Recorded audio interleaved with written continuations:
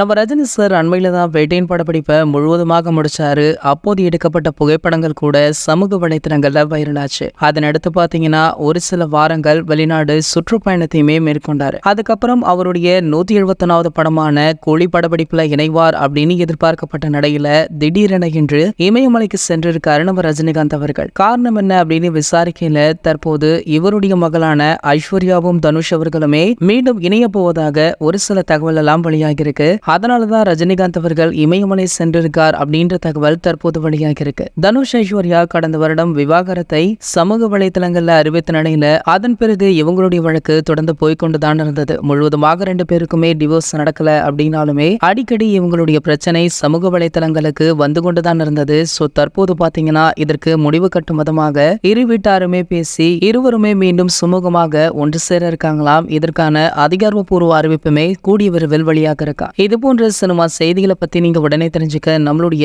Trend செட்டர் அப்படின்ட்டு நம்ம சேனலை சப்ஸ்கிரைப் பண்ணிக்கோங்க. மேலும் பக்கத்தில் உள்ள பெல் ஐகானை கிளிக் பண்ணிட்டீங்கன்னா நீங்க நம்மளுடைய மிஸ் பண்ணாம பார்க்கலாம்.